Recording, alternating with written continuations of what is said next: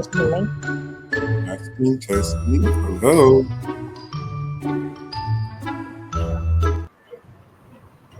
Welcome, welcome, welcome, everyone. We are so glad you're here. This is going to be a power-packed, gather well panel discussion with some amazing young people we have here. And I'm allowed to say young people because I'm probably older than everybody here, but that's besides the point.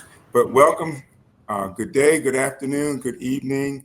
We're going to start off with having each of you young people introduce yourself. And Amara, did I pronounce your name correctly? Okay, so we're going to start with you and just introduce yourself and tell us your name so that those that are watching know how to properly pronounce your name and a little bit about yourself briefly and what you do. So, Amara, we're going Okay. to start with you.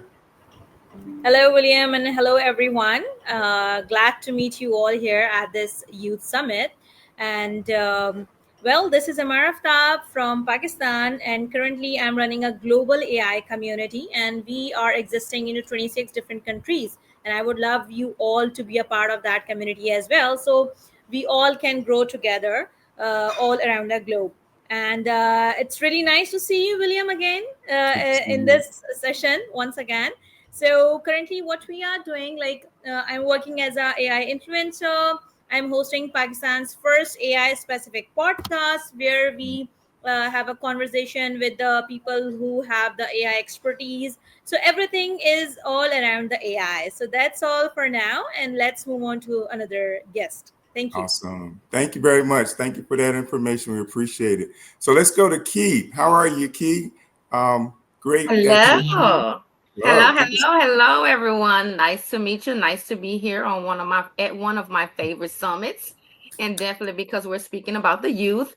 But my name is Key, and I am the CEO of Black Girl AI, where we help Black girls ages 8 to 18 years old learn all about artificial intelligence and encouraging them and making sure that they be our next leaders. Very good. Thank you. Great work that y'all are You're doing. welcome. Thank you. Ibrahim, how are you doing, sir? I'm fine. Thank you so much. I hope you can hear me. Yes, we can hear you well. Yeah, great. Thank you, guys. My name is Arma Ibrahim. I'm currently based in Abuja, Nigeria. I'm the programs director at Immersive Tech Africa. So we're a nonprofit organization that is trying to democratize access to both AI and XR technologies across Africa. And we do that through education, training, and also research. And I'm glad to share our journey with you all on this call. All right. Thank you, sir. Thank you for sharing. Benjamin, how are you?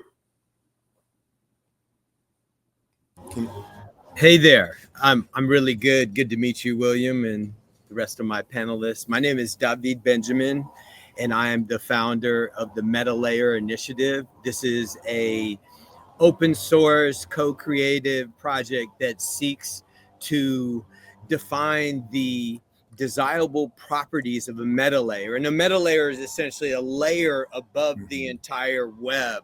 And we're seeing this as the new, not platform, but really an environment that will take advantage of the fact that everything above the web is decentralized public space. And we see this as a way to really address many of the shortcomings of today's web.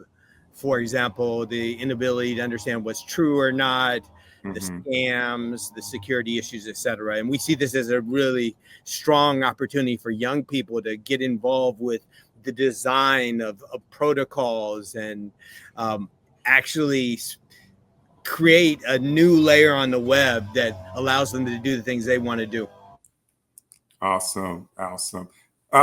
So our last panelist, and welcome, sir. And I was practicing how to properly say your name. So is it Hi How? Did I pronounce it correctly? Oh, great. That is perfect. I like to help people out. It's like, hi, how are you? Hi How. Okay. And so, hi, how are you, everyone? My name is Hi How. I am the founder and lead AI researcher at my startup, Trinity Education.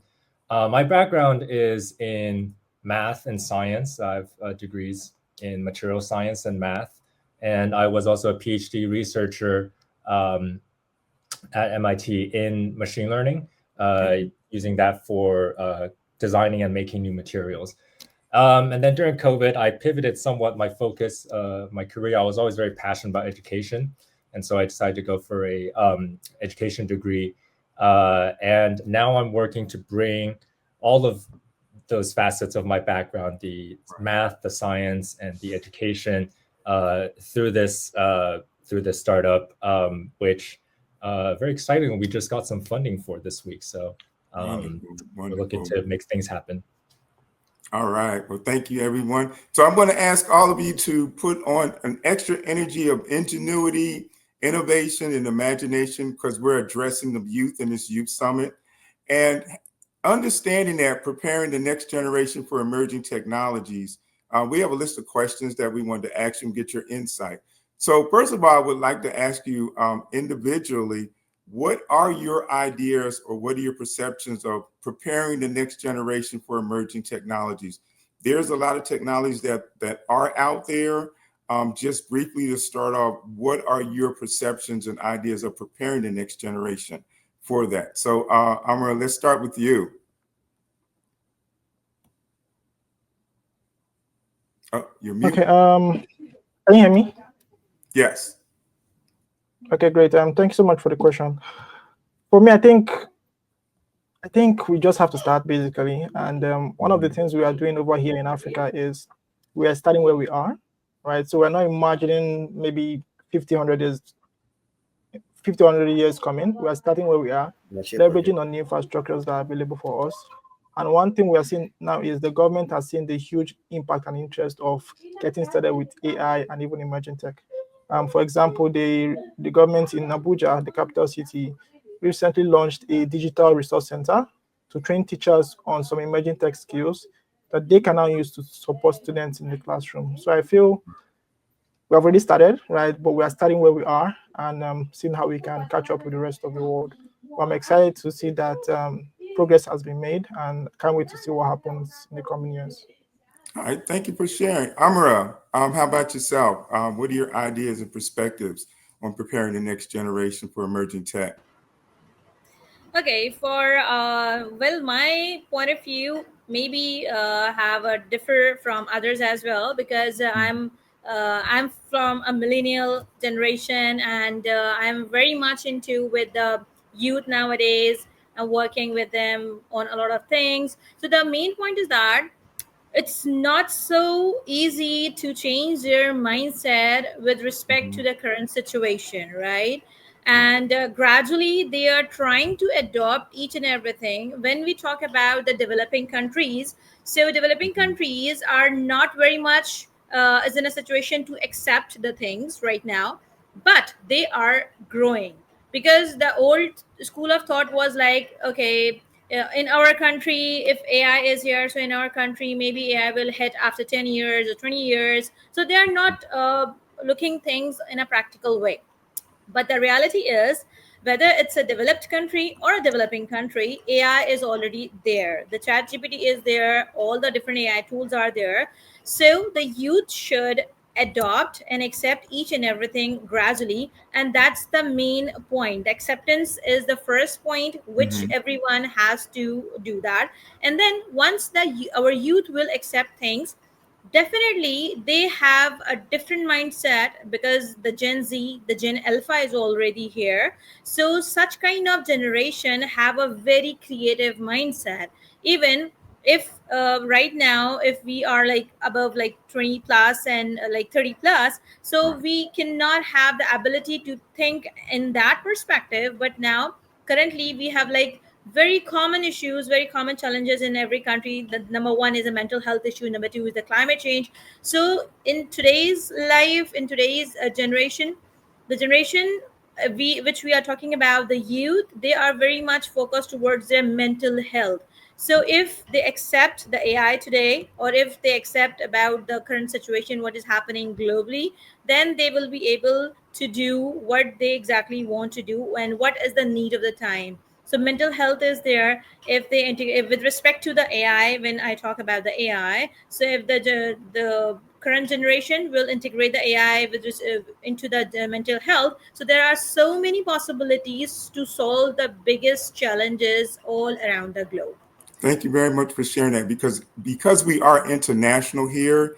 We want to see your perspectives related to where you are globally, because we do share some of the same issues, some of the same challenges, but also we share some of the successes with our youth that we work with. So Key, could you briefly give us your perspective on preparing the next generation for emerging technologies? Absolutely, sure. One main thing that I like about the youth today, their young minds, they're unfiltered. So they bring us a lot of unfiltered creativity.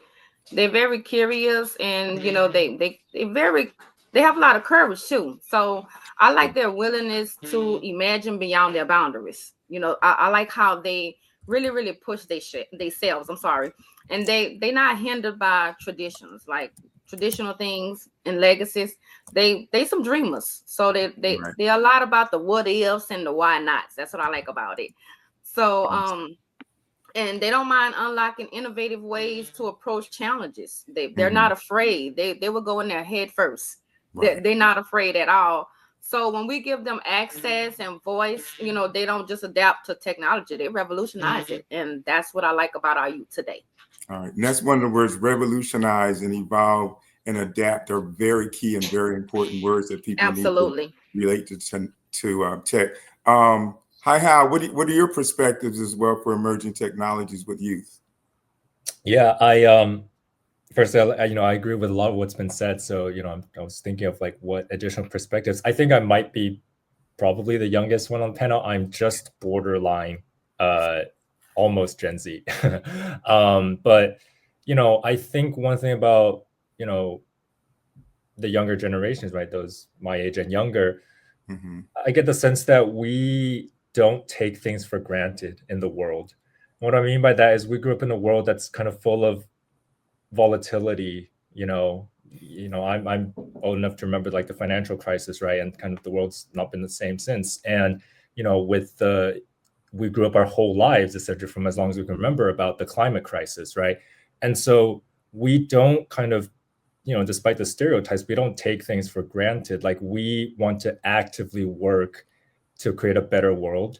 And I believe that's a really powerful mentality to have going forward. I think, for example, you could even say it's a kind of cynical mindset in that, we don't just take for granted, oh, like technology is a good thing. Like, we see how technology can bring harm just as much as it can do good. And so with that awareness, right, we can be more conscious of like how we use technology, and how we work with emerging technologies. Very good, very good. Well, we want to welcome Paul. Paul, we are glad you're here, able to join us. So what we're talking about is what your perspective is about emerging technologies. So before you start, we're going to go to Benjamin, and he's going to answer the questions. And when we come to you, please tell us a little bit about yourself, how to pronounce your name, and what you're doing with tech and where you are. So Benjamin, if you would go, please. Yeah. The perspective that I want to bring is that the youth are going to be the ones who are holding our humanity, and that they need to really focus, I think, on knowing themselves. I mean, I don't know if there's anything more important than that. And I would say that it's one of the things that they can actively should do is think about what they need and begin preparing for that. Right. Secondly, I would say it's really important that as we're going through this time of great transition and probably a lot of disruption, that it's going to be really important for people to find a way to have happiness no matter what their circumstances are, and be grateful for what they have, because I don't really know what's coming up, and I think that most of us really don't have a full sense of it. But it's going to be important just to remain these groundings and to keep coming back to self, and just knowing who they are as a person, what they stand for, and Right. just keep coming back to that center over and over through this time. And then the one gem I want to just pass on is, I think, a way that can be really helpful for this and as an inner compass is to live the story that they want to tell a year from now or 2 years from now or whenever. Right. What do they want to say about this time? Right. And how they responded to the opportunity. Thank you. I think you're breaking up. But Paul, if you would go ahead and introduce yourself and briefly tell us a little bit about what you're doing as well. Right. It's great to be here. Good to see you. See everybody. Thank you to see my good old friend William. I'm calling you from just outside Nairobi in Kiambu, Kenya. And I'm the founder of Africa VR Campus and Center, also known as the first African in the metaverse from way back in 2016. And it's been amazing showing the youth the emerging tech. I call it next gen tech. And probably one of the best things that we are going to live in this world when we do get older is we'll have proteges who will, if we put ethics in the use of technology, we are going to have proteges who will implement what we teach them in their future utility of this technology. And what we just need to do is to implement a lot of ethics. Let's put away what the stereotypes has been there in the world, and let's just showcase this to the youth. At Africa VR Campus and Center, and William, I know you know this because you are one of their mentors. That is exactly what we do first, and that is what people do here at the GatherVerse. Humanity first tech, things that will bring people together so that we can grow together. When the tides lift all the boats, that's where we need all to be. Exactly. Thank you for sharing that. And this next question is, how can young innovators use AI, AR, and other emerging technologies to create solutions that truly serve humanity? So, Key, if you don't mind, we'll start with you with the organization that you work with and the diverse group of Absolutely. young with. You must have read my mind. I was ready to answer this question because first and foremost, I think by rooting their innovations in empathy, purpose, and equity is definitely how they can get it done, because we all know that AI and AR are very, very powerful, but they must be designed with a heart and cultural awareness. So young innovators, they should always ask themselves, whose story isn't being told? Is it your story, my story? Whose story isn't being told? Right. So, or either whose need hasn't been met is another thing that young innovators can ask themselves. And so when they code with compassion and design with inclusion in mind, they don't just create products, they create movements. Right. Very good. They create all right. I love that saying. I love it. Amara, what are your perspectives on the innovation of technology using AI and AR? I was also love to respond this question actually, because as I said that I am very connected with such kind of things. So the point is that as just Key just said about the empathy, so our young blood are very empathetic and very sensitive, and they have that creative mindset. So they definitely know how to utilize the AI, AR, virtual reality, so they can solve a lot of challenges and serve the humanity accordingly. For example, let's move on with one example. The metaverse is there, right? So if I just had I just watched one advertisement a couple of days ago, and there was a marriage of a couple, and one gift has been presented to that couple. There is a screen, and the bride's father died 5 years back, but on the screen, the bride's father, the AI version of her father, was there actually, right? So that kind of creative youngsters, they created that kind of gift to them to give the sense of empathy, kindness, sensitivity, and the emotional feelings to connect them actually. And the father was there, and he was saying, oh my daughter, stay blessed, stay happy, and have a good life ahead. So that is one example of a creativity. So I believe our youth have that kind of mindset where they can easily connect the technology and serve the humanity.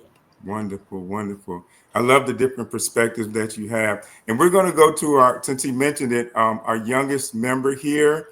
Hi, how, what do you think in your age group and maybe younger about the use of AI and AR and the technologies that are coming up and applying them? I think to build off what I was saying and partly what I was saying, right? Like, I get the sense that youth are very cautious in their use, or even skeptical, you could say, because of things like social media and all the mental health effects that's caused, right? But that's not necessarily a bad thing, right? Because if we're simply, because it's a shiny, flashy technology, we're all just rushing to adopt it, right? That's a very, then things like, what Key was saying earlier, right? Like the inclusion and the empathy, and like that gets left by the wayside. And I think we're already seeing that with, the way that AI is being adopted, and the way that these companies and even, nations are pushing forward with AI. Everyone talks about the AI race now.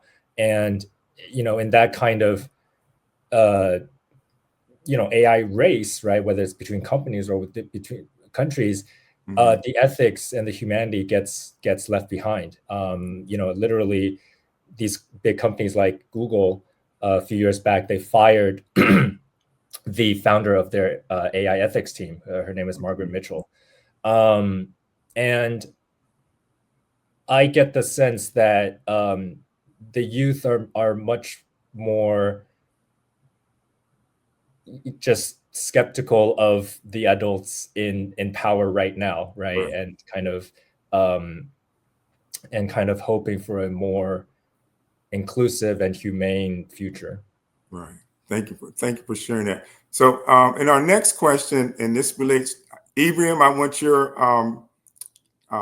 responses, and then Benjamin, because it relates to jobs in the future. It's like, how do we prepare young people for jobs that don't even exist yet? And there's a blending of these questions because I love the humanity that we have here related to the last question, and the humanity that's always imposed in or brought into the conversations and discussion with GatherVerse. That's one of the main things that attracted me to this community. But from that humanity to the future jobs, even, what do you think about what's coming up and what's happening? How do we prepare the youth for them? I think it's a very big question, and what I would say is we should try as much as possible to find where these youths are, where they are most actively, and try to bring this tech to them, right? So for us here in Africa, we have a very big race to catch up with what's going on across the world. And I'm glad to see that a lot of initiatives are springing up to support talents, especially youth, to get onboarded with tech as fast as possible. A very big example I would love to share is the 3MTT project in Nigeria. So the goal of the project is to train 3 million talents within the next couple of years in emerging tech, right? So the goal is 3 million talents in XR, in AI, and blockchain, and the rest, right? So the goal is where are these youths are, and the training is not just in urban centers; it's way down to the rural centers, and we have partners that come on board to train these talents over a duration of time. So I feel for us, digital upskilling and basically literacy is important, and finding them where they are with the devices that they are available with would help them to catch up with the future of jobs. Oh, awesome. Thank you for sharing. So we're going to go to Benjamin. He's going to give us his answer and his perspective. And then we're going to allow Paul, because he works with a diverse group of young people as well. So Benjamin, what are your outlooks and what do you see? We need to give young people the training that they need. Are you able to hear me? Yes. Okay. We need to give them the training that they need so that they can become system thinkers. We need to augment their critical thinking and encourage them to be flexible in how they think about things and have humility have empathy. A number of people have already talked about empathy as being a key thing. And I think these things, when you pull them together, you create a slightly different person. It's an extension of the person becomes someone who can adapt to changing situations and who can figure their way through uncertainty. And that's what's really needed, because there's going to be tremendous disruption in the future, and no one really knows what's going to happen. So we just need to be able to kind of ride the waves and always, as I was saying earlier, come back to our center, keep coming back to our center and knowing who we are, what we need, and really appreciating this journey that we're all collectively going to be on. And as you talk about that journey, Paul's group that he mentors, they're experiencing some wonderful things as well in their journey with technology. So Paul, share your perspectives on preparing them for their future jobs. It's wonderful that you're asking me this question, because just yesterday we took our students to the bank, and they were opening their first bank account and depositing their first loot from the metaverse. When we started the XR initiatives, we just thought that we are teaching them to meet William from Florida. We didn't know that it's gonna start coming down to them earning in the metaverse. And this took us by surprise, because all of a sudden now we have got financial management in our hands. These are young girls. They have never even touched a dollar from the United States. And now we have to start teaching them about foreign currency exchange. You can have your own mobile wallet, and now the money is streaming in, and we have to move it now to the bank. And then we have to teach them that they have to pay their tax. Just a few months ago, they were, protesting on the streets, talking about high taxes, but they were not paying the tax. They were hearing that from their father, from their mother, who is heavily burdened by the tax. And then, because their father and mother cannot go to the streets, these are the young women who are now going to the street, tasking the government of the day to lower down the task. So yesterday, I'm telling them, now you have your Kenya Revenue Authority. Now you'll be paying tax. If I give you 1,000 shillings, 160 shillings will be going to the government. So I think the best thing we need to do is to teach them to be outgoing. Let nothing, bring down the walls of challenges that's allowed us on a global scale. And it doesn't just mean that the kids in America do not have challenges, because I've now talked with them. There are challenges all over the world. Children in China, children in South Africa, children in Kiambu, Kenya, they all have challenges. And the idea is teach them to be brave and outgoing. And if democracy won't work, well, we have the human rights that allows them to protest and to ask for their rights. Good point. Because once they learn the value and understand the power that they have, but also their money is fluid, then they get a better understanding of how to approach those issues.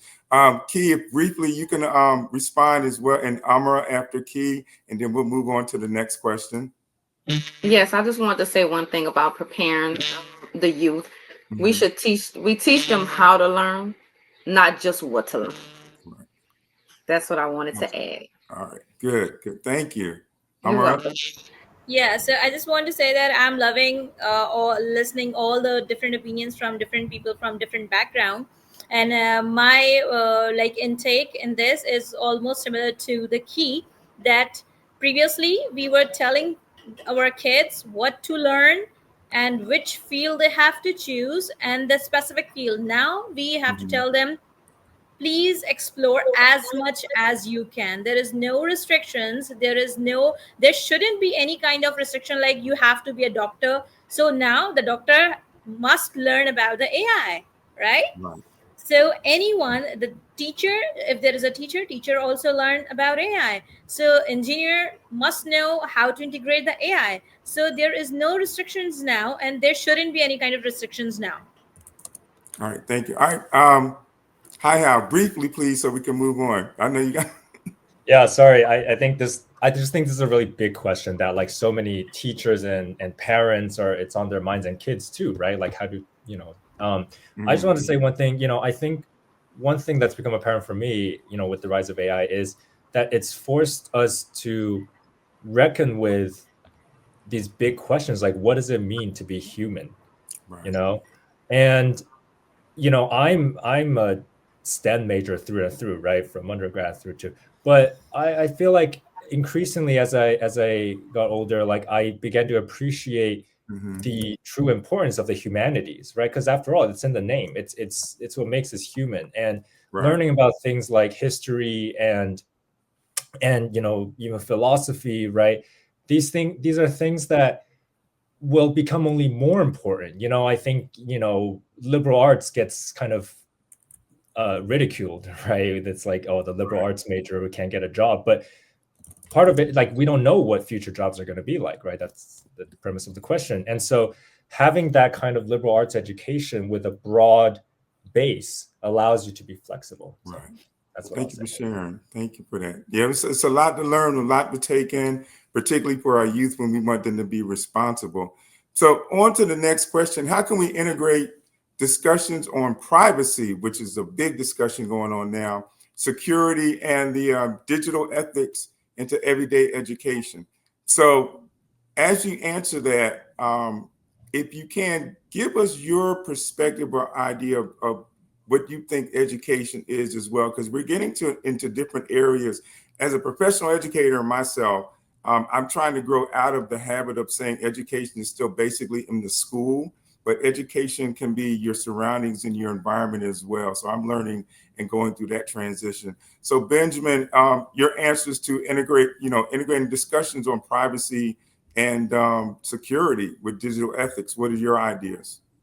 I'm a huge fan of experiential learning or project-based learning. I believe that would be an ideal forum for people to learn about privacy, security, and digital ethics.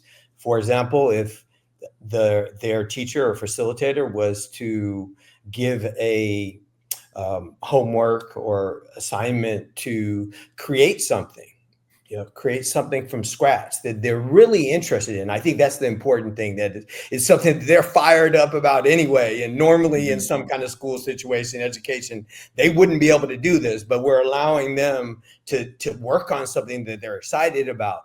And then as they start getting into their projects, just making sure that they understand the implications of all these different things. Because I'm assuming I'm saying an internet project, right? So in my mind, that's implicit that there would be privacy issues, there would be security issues, digital ethics, and they can use AI to help suss that out. But I think that through that experience of actually working on a project and addressing all those issues is where they'll really understand.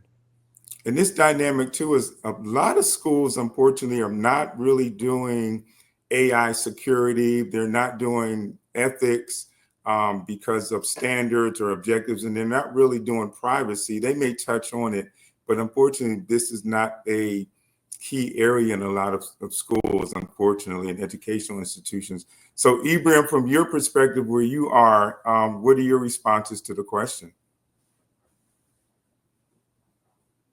Great, thank you so much for the question. For me, I would say it's important we, just like you said, fusing into learning and education. And like I always make reference to, Africa has one of the largest population base online at the moment, right? For example, TikTok. Nigeria has close to 3 million youths on that platform, right? Actively sharing content and videos. And most of them still don't understand the basics of digital privacy and security.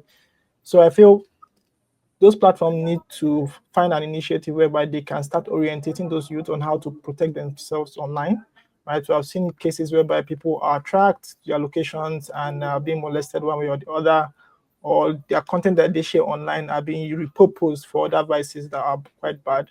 So it's important that we teach them early. For example, some schools here are already teaching kids as early as 11 to 15 on how to protect themselves online, right? So most of them have mobile devices, they have access to laptops and PCs, right? So privacy online is important. Teaching them early is a priority.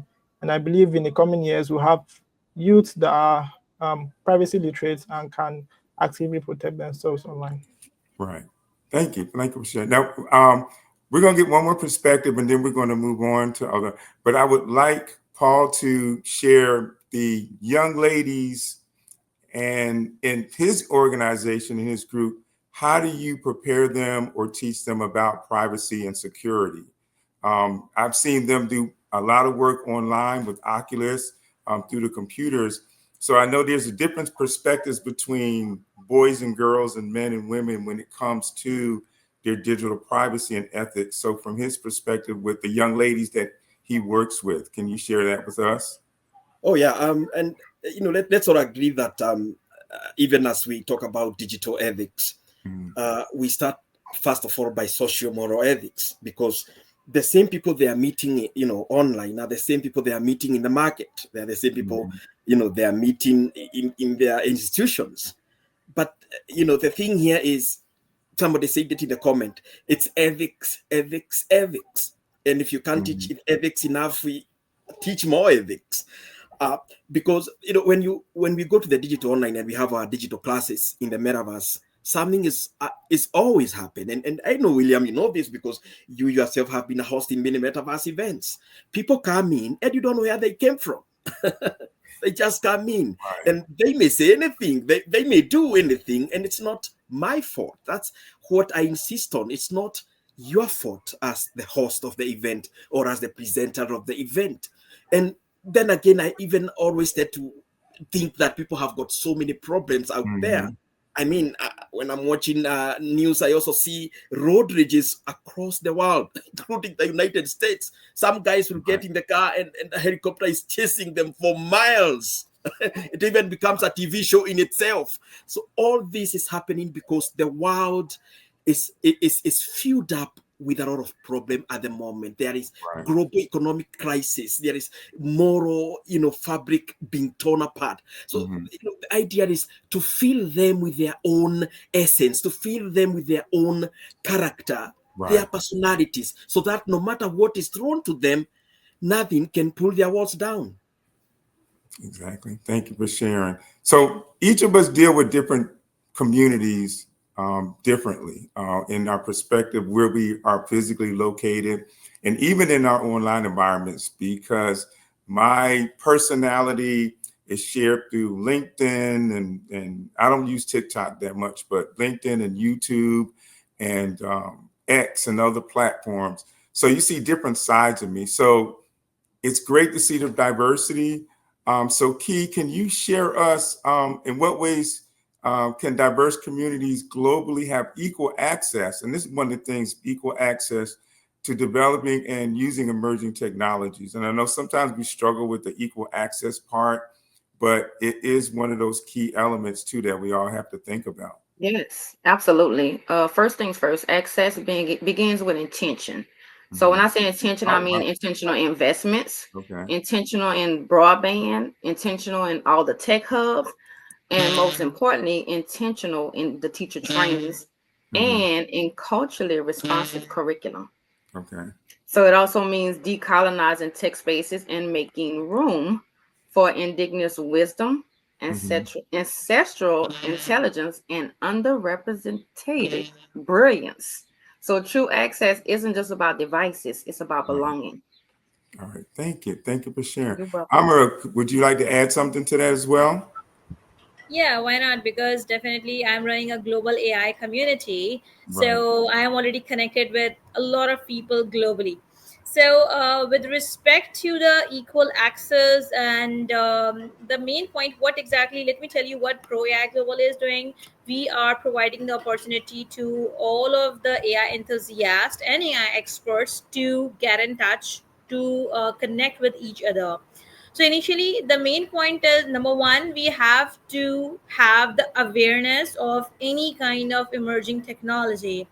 So in our sessions, in our monthly sessions, we provide different kind of awareness session on emerging technology. Number one.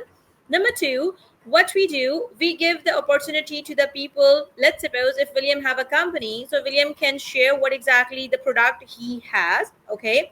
And he also wants to get the access of those product or the tools. So in our community, what we can do, we collaborate with each and other products and the companies, and we provide the platform to get the discounts and so many other things. So each one of us will have the win-win situation. So main point is that the awareness, the connectivity, and then we are here to collaborate, and we are here to basically fill the gap, and we basically bridge the gap actually.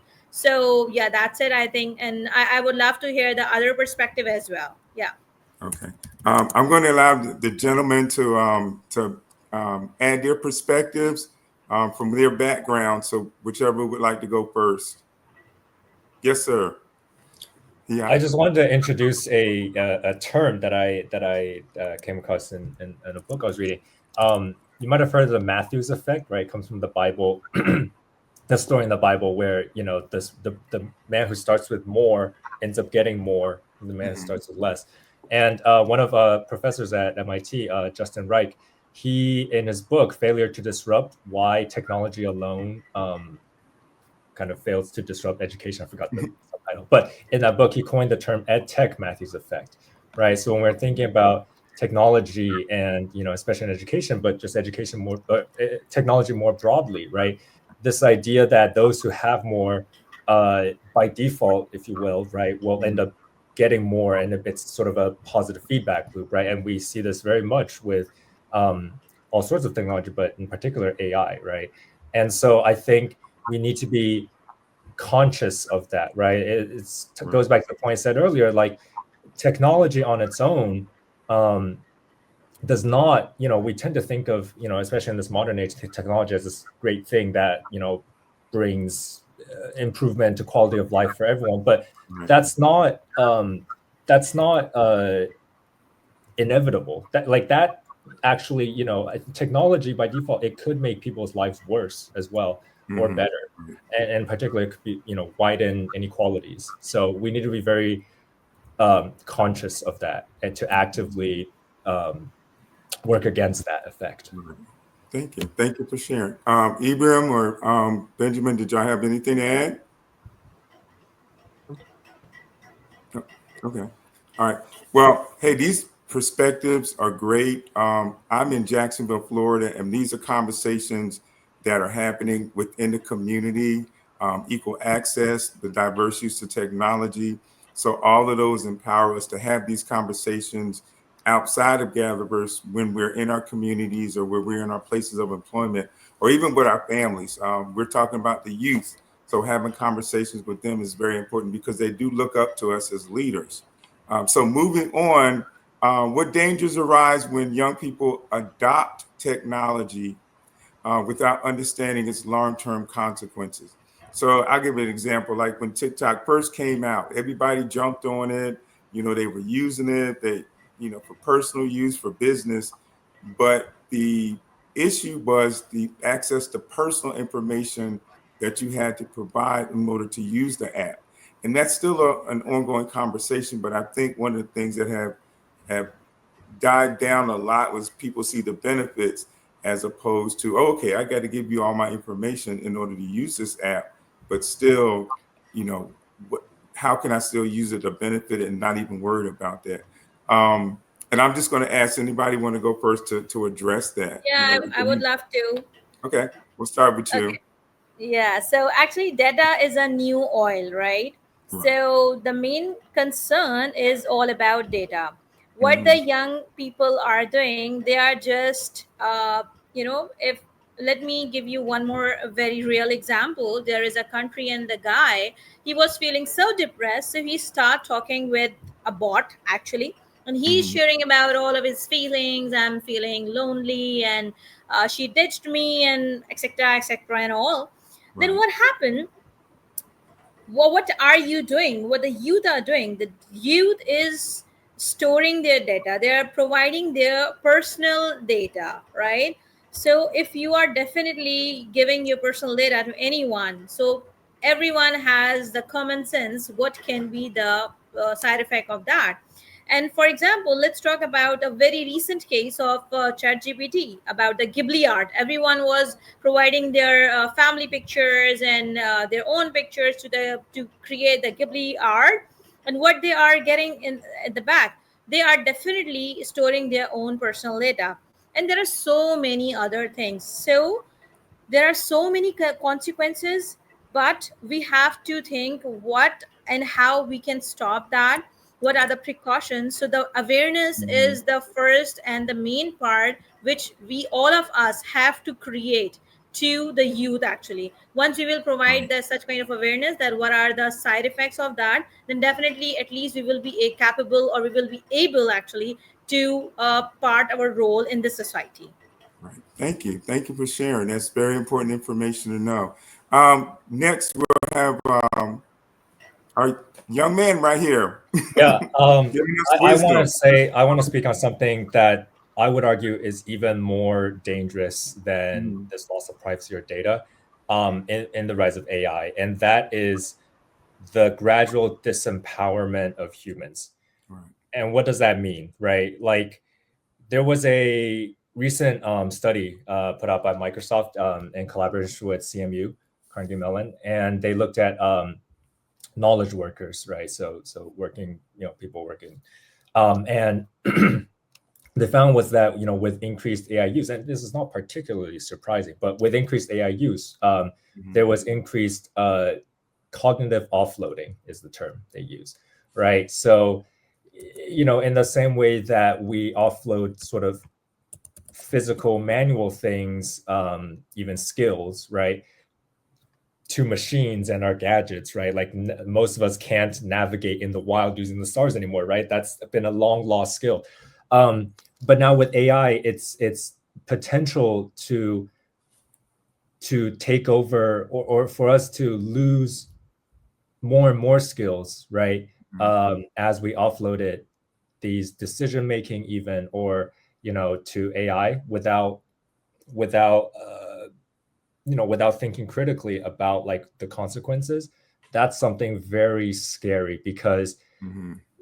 not to be kind of a sci-fi alarmist, but if this happens at the scale of let's say governmental decisions, right, or automating the economy, that could lead to one of those situations where humanity is disempowered, and we definitely don't want to go there. Exactly. Exactly. Good point. You can see it in the movies. Those are perfect examples. Those are great examples. Benjamin, your perspective? Yeah, totally agree with Amara on data and Hi How on the cognitive offloading. And I also want to just say that accepting today's web is actually extremely dangerous because it doesn't allow for informed, conscious choice making at scale. And Mhm. it's more like a prison than anything else. And I also want to just step back on the framing on this and just say that this isn't just a problem with youth. This is a problem with everyone. It's actually a problem with technology. It's called the integral accident. When you create something, you actually create the negative consequences at the same time. So you create a ship, you create the shipwreck, you create electricity, you create people getting electrocuted. So what it is that these new technologies will do, we're going to find out down the line. But hopefully young people will be better at addressing these things than our generation has been. Okay. I would like to give Paul a chance to speak if we have a few minutes left. Because of his group, I think he has, and correct me if I'm wrong, you have about 10 students or 10 young people that you work with. And a lot of what he learns and gains, he teaches them as well because of their online activities in the metaverse and on the internet. So, Paul, can you share that? Yeah, we have 15 permanent students, but the rest come and go. So when there are school holidays, the number can increase up to 30 or 40. But the real deal here in regards to the consequences of technology is, in a way, there is now the democracy of self-expression. Mm-hmm. And some of these expressions are adult people expressions, but they end up leaking down to the young generation. Right. And they take that expression, in the light that they were not, expected to take it and absorb it. And so I asked this question a few months ago in Nairobi: how many dancers can we have in a country, right? There was a time we went to the village and we were doing this social project, and this young girl who was about 10 years old approached me and he said, Teacher Paul, can you also get me a phone so that I can twerk on TikTok. And, you know, I told her, look here, dear, look on this road. Who built this road? The Chinese built this road. I want you to become an engineer so that you can also build this road. We cannot not all be dancers. And I'm not saying there is anything wrong with dancing, but the expression now becomes too much that we are now leaning away from, you know, things like academia, things like engineering, you know, things like STEM, science, technology, engineering, and maths. And when it comes to a point there is so much of it, then I call it mental genocide. You know, the expression that would have been expressed in engineering now gets lost. And if I, Wayaki, wants to express myself, the best way to do it is do it while dancing. That's when the masses will be able to look at me and like my videos. So here is the thing. The people who are posting on TikTok about engineering, I do get a following of about 50,000 people likes. That's okay. But some girl will do the dancing and there'll be 10 million likes on it. And now, which one is taking the masses the right way? So it is our idea then to instill the art of academia, you know, in a knowledge searching and knowledge hunger in our young ones, so that when all this is happening around them, that's what we do with our young girls, you know, because when you're dealing with teenage girls, of course, there is always the risk of that going south. And so we must agree with them that which is the right way.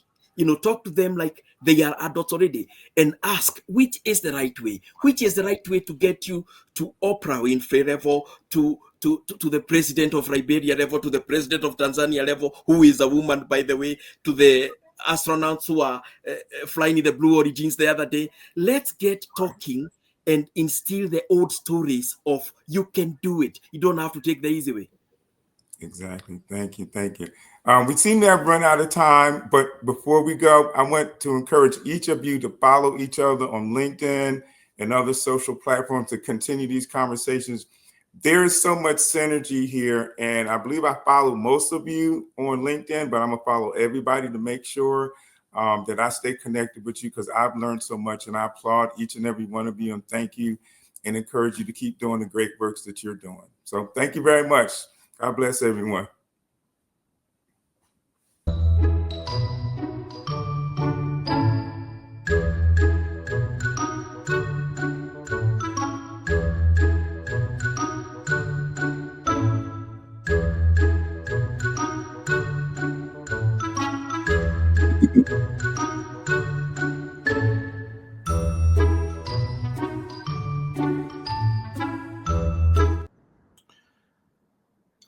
This is a serious time,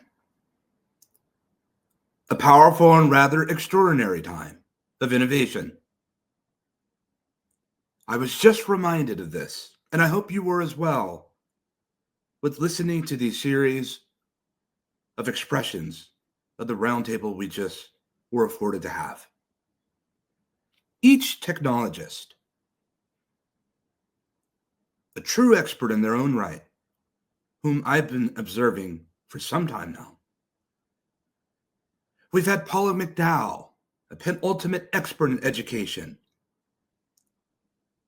who has a serious propensity for understanding where we are at and where we are headed in the throes of innovation of education at the intersection of emerging technologies. We arrived together with GatherVerse with this express intent to learn and understand, to listen, to observe, to appreciate. The preservation of human expression has never been more important today than now than ever. At a time where our words are being congregated, our presence are being congregated and facilitated with and by machines. We talk about the speech of a machine, concatenative or parametric synthesis. We talk about the vision and the sight of a machine, computer vision. We talk about neural networks. We talk about deep learning and research. We talk about inference and test time compute. We talk about a number of different things, from the perceptron to the egress of information. We talk about the extraordinary power of LLMs and foundational models and small model development. With large context windows, massive parameter scale, training, synthetic and real data, if you will, observational data, JEPA models, so forth and so on, diffusion models, creativity, visualizations, on things unlike anything we've ever seen before, present to our time, contemporary to our time. But I beseech you to appreciate and to have a firm and keen understanding that the most powerful database we ever have on this planet and will ever have is the one between the confines of your mind and inspired by your hearts. That your capabilities that you've been given since birth are quite capable and untapped. That there's latent potential even within, even as we speak now. That I would have you to consider that even as profound as these models that we integrate with AI, and they are becoming more capable, they can never supersede the human code, a thing that's been passed through the ages and dispensations of time itself. It can never sense the smell and the scent of the sea, the feel and the warmth of a hand. It cannot do that. I say this because we're heading into the frontier of the unknown, and what some of us call frontier intelligence. I say this because the innovations that we are aware of today on an amalgam level, the technological convergence, as these platforms continue to cross-pollinate together and centralize with human culture, but also artificial intelligent culture. On a amorphous scale, we do not know what will be innovated sooner rather than later. We can expect to see new platforms and products and protocols and applications to arrive to our shores that are powered by these quite capable models. We'll see a startup revolution, a renaissance unlike anything we've ever seen before, with no blueprint to enjoy on how to go about this. And the capability for raising the kind of capital that you're going to need to power will be minimized. That over the course of a 24-hour day, you can wake up with an idea in your mind and have it in market before the setting sun. Education will be altogether different. Manufacturing, logistics, health sectors, science, exploration, all of it is changing dramatically, seemingly overnight. I can attest that here in Silicon Valley, I'm seeing technology here at ground zero on the likes that most people wouldn't believe. But I assure you it's so anyhow. And not just here in Silicon Valley, but across the world, transmetropolitan, transcontinental. There are incredible innovations that we will adopt and subscribe. But here's the important point, thematic and central to why we assembled today at this particular GatherVerse Youth Summit, Day 3, 2025, is that what we innovate today will be adopted by our youth tomorrow. And they will ask, my goodness gracious, what have you handed us? And at what point did we care within our hearts and our minds about human betterment? We assemble at GatherVerse freely to talk and have conversations about this, to understand what are you working on and what are you seeing where you're from, to help serve as a North Star, if you will, a guide stone to help us along our way. And I have the pleasure, along with our GatherVerse team and our global GatherVerse community, to sit and listen to you. And for that, and many reasons, and many more, we're thankful. We're thankful for the opportunity to be able to serve. We're thankful for our sponsors. We're thankful for all of you that take the time to come and listen, to express, to comment, and just to observe on GatherVerse.live and elsewhere. It means something. And it may not seem to this day much for some people, but I assure you, the power of the preservation of human expression and human centricity, it holds value. It holds meaning in the throes of business and work. We're all heading this way into the frontier, whether we like it or not. And I assure you, we cannot stop the hands of time. What will you do with the time that's given in innovation? Who will you inspire? Who will you teach and guide and mold and mentor? I was raised and taught to give back freely that which was given unto you. Who are we giving back to? And if not you, then who? We only have a little bit of time to do this. This is an appeal to every single technologist, leader, and human heart that's with us today. Share what you've heard about GatherVerse. Share this communities with others. And just know that in your pursuits, you are never alone. And I can surely say that our gather was well. We'll see you next week for day 4 and day 5 of GatherVerse Youth Summit 2025. Take care.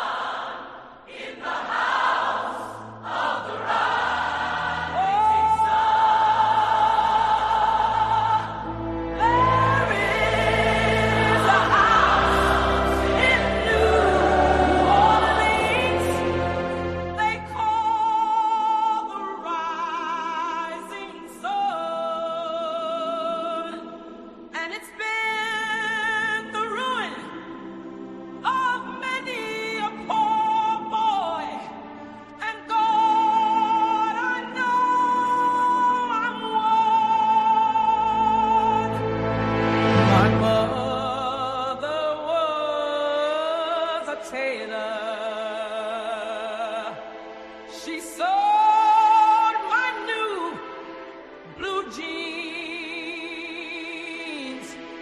My father was a gambling man on down in New Orleans. Now the only thing a gambler needs is a suitcase and a trunk. And the only time he's satisfied is when he's on a drug.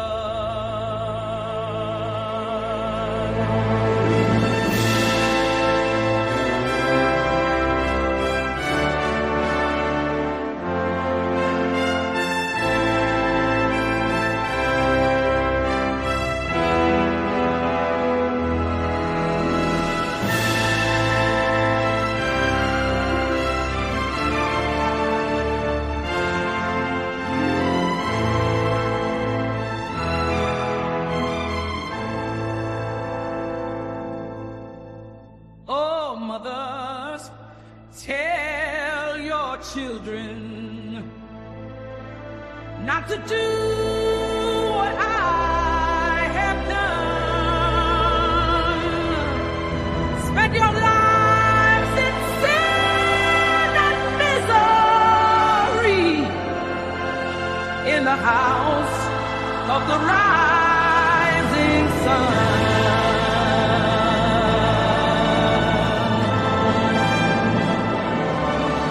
Well, I got one foot on the platform, the other foot on the trail. Going back to New Orleans